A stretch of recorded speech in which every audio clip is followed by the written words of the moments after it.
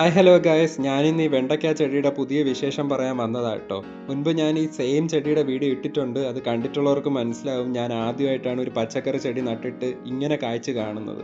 ഇതൊരു ഹൈബ്രിഡ് ചെടി ആയതുകൊണ്ട് തന്നെ ഇതിൻ്റെ വിത്തിട്ടാൽ പുതിയ തൈകൾ ഉണ്ടാകുമോ എന്ന് എനിക്ക് സംശയം ഉണ്ടായിരുന്നു. എന്നാലും ഞാനൊരു വെണ്ടയ്ക്ക അങ്ങനെ തന്നെ നിർത്തിയിരുന്നു, അതിൽ വിത്ത് ഉണ്ടാകുമോ എന്ന് അറിയാൻ വേണ്ടി.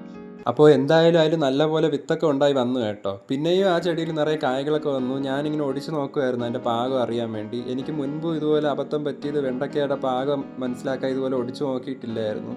അതുകൊണ്ട് തന്നെ അതെല്ലാം മൂത്ത് പോയി കേട്ടോ. പിന്നെ അതിന് രുചിയൊന്നും ഉണ്ടായിരുന്നില്ല. അപ്പോൾ ഞാൻ കരുതിയിരുന്നത് ഈ ഹൈബ്രിഡ് വെറൈറ്റി ചെടികളൊക്കെ കായ്ച്ച് കഴിയുമ്പോൾ അത് തനിയെ അങ്ങ് പട്ടുപോകും, പിന്നെ അതിനെ നിർത്തിയിരുന്നിട്ട് കാര്യമില്ല, അതിൽ വിത്തൊന്നും ഉണ്ടാവില്ല എന്നാണ് ഞാൻ കരുതിയിരുന്നത്. കാരണം നാടൻ വെറൈറ്റി ചെടികളിലാണല്ലോ പിന്നെ വിത്തൊക്കെ ഉണ്ടായി എന്ന് ഞാൻ കേട്ടിട്ടുള്ളത്.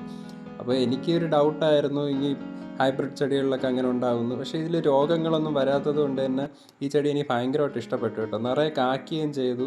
കുറച്ച് സമയം കൊണ്ട് തന്നെ പെട്ടെന്ന് വളർന്ന് വലുതാവുകയും ചെയ്തു കേട്ടോ. അപ്പോൾ ഈ ചെടി എൻ്റെ വീടിൻ്റെ അടുത്ത് വാടകയ്ക്ക് താമസിക്കുന്ന ഒരു പയ്യൻ ഫ്രീ ആയിട്ട് തന്നതാണ് കേട്ടോ. ഞാനത് വെറുതെ കൊണ്ട് നട്ടതാണ്. അപ്പോൾ അന്ന് ഞാനത് ആ വീഡിയോയിൽ പറഞ്ഞിട്ടുണ്ടായിരുന്നു. അപ്പോൾ ഇതിൽ വിത്ത് എന്തായാലും ഞാൻ എടുത്തിട്ടുണ്ട്. അതിൽ കുറച്ച് വിത്ത് കേടായതാണെന്ന് തോന്നുന്നു. അതാണ് വെള്ളത്തിൽ ഇങ്ങനെ പൊന്തി കിടക്കുന്നത്.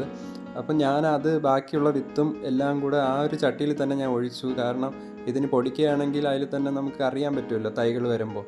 അപ്പം വേറെ ചെടിച്ചട്ടിയിലൊന്നും ഞാൻ മണ്ണെടുത്ത് അങ്ങനെ സെപ്പറേറ്റ് നടില്ല. കാരണം എനിക്കിത് പൊടിച്ചു വരുമെന്ന് തന്നെ ഡൗട്ടായിരുന്നു. ഇതെല്ലാം കേടായിരിക്കും എന്നാണ് ഞാൻ കരുതിയിരുന്നത്. പക്ഷേ ഞാനിത് 2 മാസത്തിന് ശേഷം എടുക്കുന്ന വീഡിയോ ആണ് കേട്ടോ. അപ്പം ഞാനിത് പ്രതീക്ഷിച്ചതിനേക്കാളും അപ്പുറമായിട്ട് അതിൽ നിറയെ തൈകൾ വരികയും ആ തൈകൾ അതിൽ നിന്ന് തന്നെ കായ്ക്കുകയും ചെയ്തു. അതാണ് ഈ കാണുന്നത്. എനിക്ക് ഭയങ്കര അതിശയം തോന്നി. കാരണം ഞാനൊരു പച്ചക്കറി ആദ്യമായിട്ടാണ് ഇങ്ങനെ നടുന്നത്.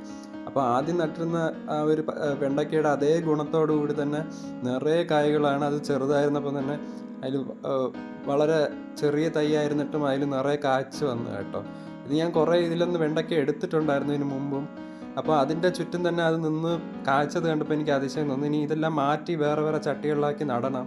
എന്തായാലും നല്ലൊരു വെണ്ടയ്ക്ക ചെടിയായിരുന്നു കേട്ടോ. അപ്പോൾ ഇത്രയും കായ്കളാണ് പിന്നെയും എനിക്ക് കിട്ടിയിട്ടുള്ളത്. എന്തായാലും ആദ്യം നട്ടിരുന്ന ആ ചെടി ഇപ്പോഴും ഉണ്ട് കേട്ടോ. അതിലിപ്പോഴും കായ്ക്കുന്നുണ്ട്. അപ്പോൾ എന്തായാലും ഈ വെണ്ടയ്ക്കകളൊക്കെ വെച്ച് ഞാനൊരു മെഴുക്ക് പുരട്ടിയൊക്കെ ഉണ്ടാക്കി നല്ല ടേസ്റ്റായിരുന്നു. അപ്പോൾ അടുത്ത വീഡിയോ കാണാം ഗൈസ്, ബൈ.